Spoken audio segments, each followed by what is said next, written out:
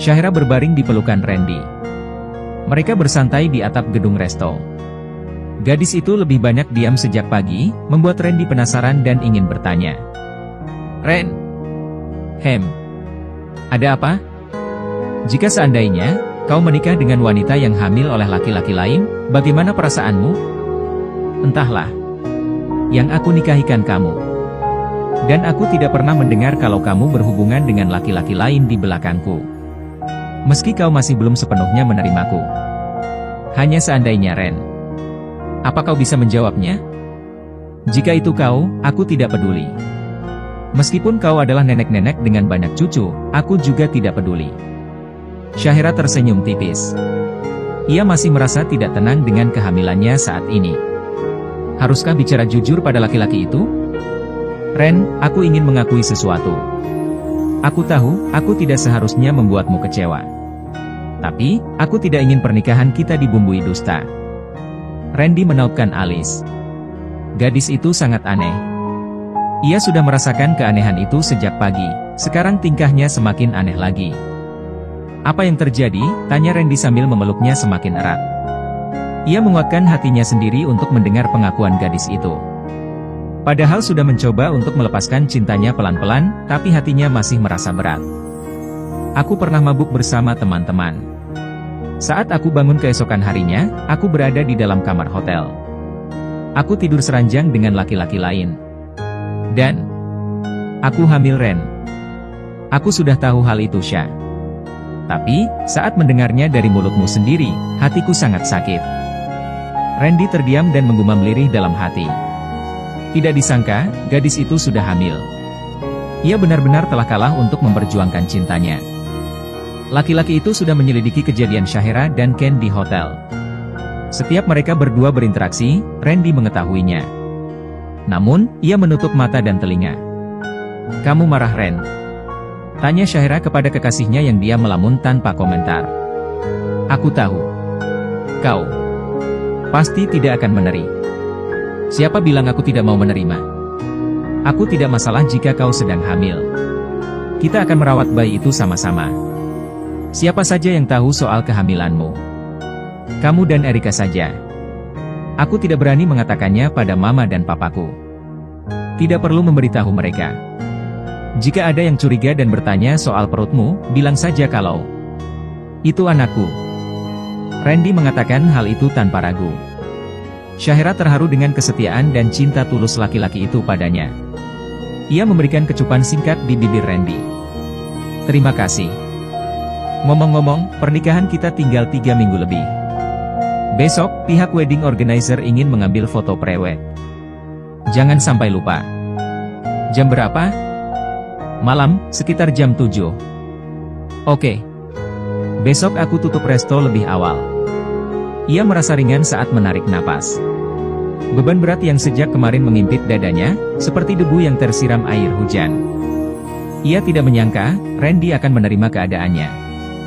Setelah merasa puas melepas rindu, Randy meninggalkan resto.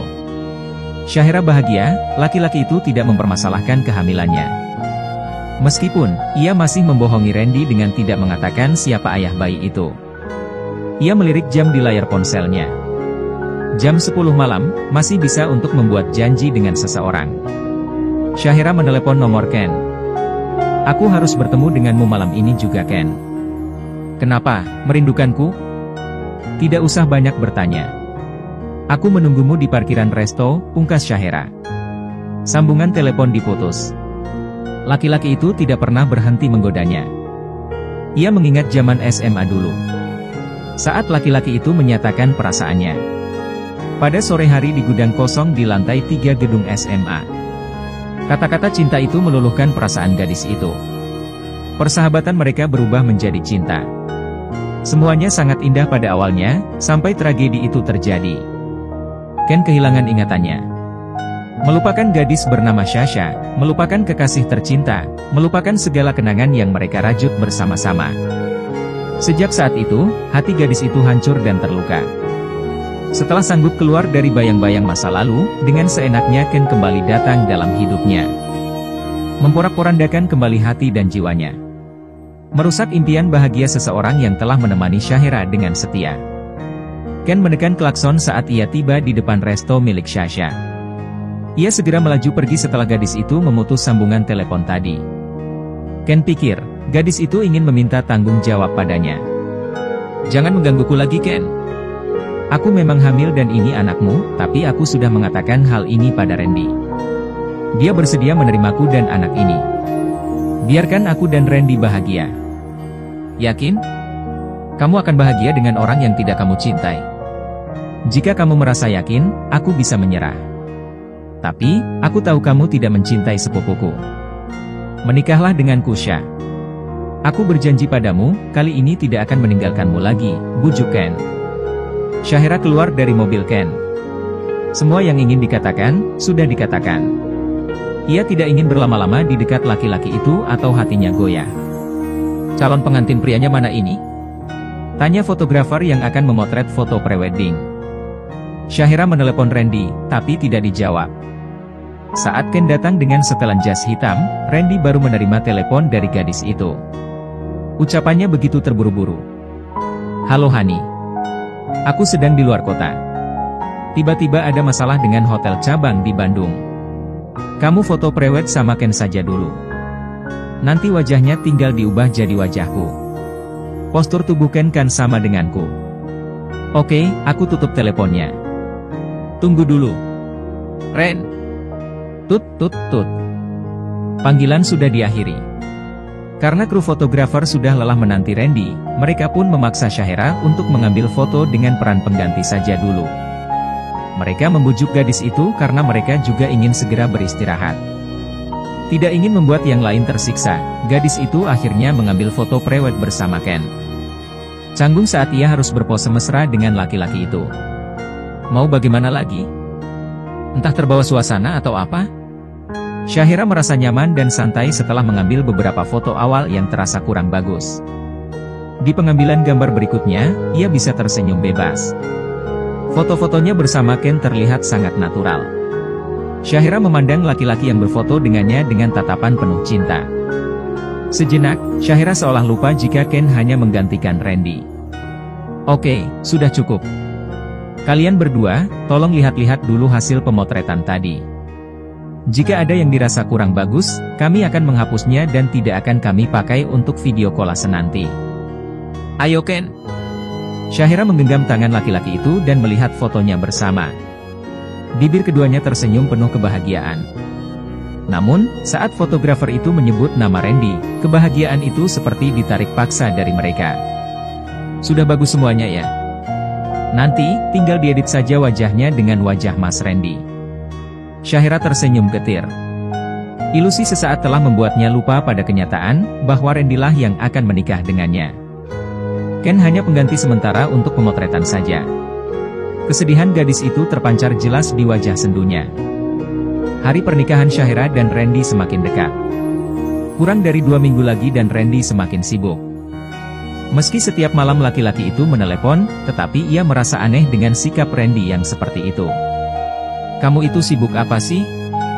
Syahira akhirnya mengeluarkan kekesalan hatinya. Laki-laki yang akan segera menjadi suaminya itu justru semakin menjauh dikala pernikahan semakin dekat. "Aku mengurus hotel sekarang. Kamu tahu itu kan? Aku akan menjadi kepala keluarga, harus punya pekerjaan tetap. Hotel itu milik kamu, sudah pasti kamu punya penghasilan. Alasan kamu tidak masuk akal Ren. Dan juga, kamu tidak pernah memanggilku Hani beberapa hari terakhir ini. Kamu aneh Ren," ucapnya sambil memijat kening. "Aku minta maaf Hani. Aku terlalu capek. Aku harap, kamu memahamiku." Randy menutup panggilan dari Syahira. Dia menutup telepon dengan tiba-tiba. "Ada apa dengan dia? Aku tidak percaya, jika yang membuatnya berubah adalah pekerjaan. Aku harus menemuinya nanti malam." "Bak Sasha, pesanan meja 2 sudah selesai belum?" Pegawainya bertanya karena sang majikan terus melamun setelah menelepon tunangannya. "Oh, sudah. Itu." Syahira menunjuk ke meja. "Oke, saya bawa ke meja 2. Rick, aku pergi ke hotel dulu. Jangan lupa kunci pintu kalau mau tidur," pamit Syahira. Setelah resto tutup, ia pergi ke hotel untuk menemui Randy. Ia harus bertanya langsung padanya. Apa yang terjadi dengannya, hingga ia terkesan menjauhi Syahira. Ia pergi menggunakan taksi. Entah kenapa, Syahira merasa takut. Sering sekali, ia datang dan menginap di rumah atap milik Randy. Namun, kali ini ia merasa gugup, takut, gelisah. Kenapa aku merasa takut? Bagaimana jika kamu berubah pikiran tentang pernikahan kita karena kehamilan ini? Orang tuaku pasti malu sekali. Syahira melamun sepanjang perjalanan. Saat sopir taksi memanggilnya, ia tidak menyahut. Ketiga kalinya sopir itu memanggil, baru ia tersentak dari lamunannya. Maaf. Ia turun setelah membayar ongkos taksi. Langkahnya terasa berat saat kedua kaki yang dibalut sepatu hat tinggi berwarna hitam itu mulai menapaki lantai lobi hotel. Beberapa resepsionis dan pegawai hotel menyapanya. Mereka sudah mengetahui bahwa Sasha adalah tunangan pemilik hotel. Gadis itu menjawab sapaan mereka dengan ramah. Tiba di depan pintu, gadis itu mengetuk pelan. Karena sudah terbiasa langsung masuk, ia pun membuka pintu setelah mengetuknya sekali. Di ruang tamu, Randy dan Ken sedang bermain catur. Jadi ini kesibukan kamu? Syahira menegur Randy yang sedang tertawa setelah berhasil melakukan skakmat. Hani, tumben datang tiba-tiba? Tanya Randy dengan canggung. Aku ke kamar dulu, pamit Ken. Randy mengikuti pandangannya yang menatap punggung Ken. Ia mengajak Syahira duduk di sofa ruang keluarga. Randy mengambil secangkir teh dari dapur. Kamu ngambek Hani? Masih tanya. Aku sangat gugup menghadapi pernikahan kita, tapi kamu malah tidak pernah ada untuk menghiburku. Kamu kenapa Ren? Kamu berubah pikiran? Makanya menjauhiku, begitu? Tidak. Pernikahan tetap berlanjut. Kenapa kamu harus gugup? Aku minta maaf, akhir-akhir ini aku tidak di sisimu saat kamu butuh. Pernikahan kita tinggal beberapa hari lagi. Aku sangat takut saat kamu tidak datang. Aku takut kamu menggagalkan pernikahan Ren. Aku tidak peduli dengan rasa malu yang aku terima nantinya, tapi aku tidak mau membuat kedua orang tuaku juga mendapatkan malu. Randy menarik gadis itu ke dalam pelukan. Ia juga merasa gugup menjelang hari besar dalam hidupnya. Ia mengambil keputusan paling berat. Aku tahu. Aku minta maaf. Jangan menangis, bujuk Randy sambil mencubit manja hidung gadis itu. Ken mengintip dari balik pintu kamar. Cemburu melihat gadis itu dalam pelukan sepupunya. Ia harus bisa bersikap ikhlas. Randy memasak sesuatu untuk kekasihnya. Namun, Syahira sudah mengantuk. Ia tertidur di kamar milik Randy seperti biasanya. Tidak tega melihat wajah gadis itu yang terlihat sangat lelah, ia membiarkannya tidur sejenak. Randy pergi ke taman belakang rumah. Mengingat kebersamaannya bersama gadis itu. Maafkan aku Syah. Suatu saat nanti, kamu akan tahu kebenarannya. Untuk saat ini, aku hanya bisa melakukan ini. Randy berbaring di bangku taman, pandangannya menatap langit cerah penuh bintang. Ia berharap bisa menjadi bintang yang menerangi kehidupan gadis itu. Kebahagiaan Sasha, segalanya bagi Randy. Mau merokok? Ken menghampiri sepupunya. Ia menawarkan rokok kepada Randy. Laki-laki itu mengernyitkan dahi. Kau itu seorang dokter.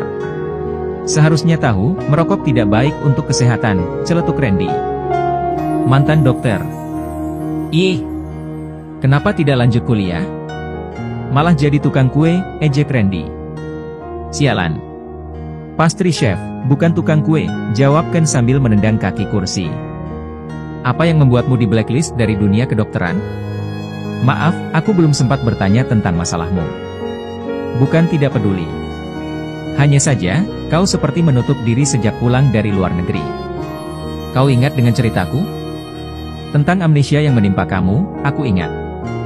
Saat berada di ruang operasi, aku hampir membuat seorang pasien meninggal. Karena tiba-tiba saja aku mengingat semua kenangan masa laluku. Dan membuatku berhenti melakukan kegiatan operasi, karena sakit kepala yang menyerang dengan hebat. Pasien mengalami pendarahan hebat. Pihak rumah sakit memecatku dari kegiatan magang dan melaporkannya ke pihak kampus. Mereka tidak menerima kesalahan sekecil apapun dalam universitas. Parahnya lagi, mereka juga melaporkan hal itu kepada duta kesehatan. Itu di luar negeri. Memangnya tidak ada universitas kedokteran di negara kita? Bukan tidak ada. Tentu saja banyak, tetapi mereka tidak mau menerimaku karena punya riwayat di blacklist di universitas itu. Aku sudah mencoba mendaftar di berbagai universitas di Jakarta. Mereka semua menolak dengan alasan penuh. Aku turut sedih dengan kegagalanmu. Ya, kau bisa mengambil hikmah dari setiap kejadian. Kalau kau masih seorang mahasiswa kedokteran, kau tidak akan jadi penjual kue, kelakar Randy mencairkan suasana tegang. Mereka berdua tertawa lebar sambil menyulut sebatang rokok. Tidak sadar, jika gadis itu mendengarkan semua pembicaraan mereka dari tengah pintu teras belakang. Syahira terbangun dan ingin berpamitan. Tidak disangka, ia justru mendapati Ken sedang bercerita. Ada rasa iba dalam hatinya. Ken mengalami kegagalan dalam hidupnya karena tiba-tiba mengingat Syahira. Apakah aku ikut bersalah atas kegagalannya? Syahira mengurungkan niatnya untuk berpamitan kepada Randy. Ia pergi tanpa pamit dengan perasaan berkecamuk. Mendengar cerita Ken, ia merasa sangat sedih. Ia tahu, dokter adalah cita-citanya sejak dulu. Bahkan, Syahira ingin kuliah keperawatan agar bisa menemani Ken saat bertugas. Cita-cita Ken kandas di tengah jalan, membuat Syahira merasa bersalah telah memperlakukannya dengan kasar selama ini. Apa yang harus kulakukan, Ken? Aku sangat ingin berlari padamu, tapi aku tidak bisa melakukannya. Aku sudah memilih Randy sebagai pendamping hidupku kelak. Meskipun, hati ini masih menyimpan cinta yang sama seperti dulu. Gadis itu menangis di dalam taksi. Rasanya seperti ada ribuan jarum dan silet yang menyayat dan menusuk-nusuk hatinya. Ia tidak tahu bagaimana caranya meredakan rasa sakit itu.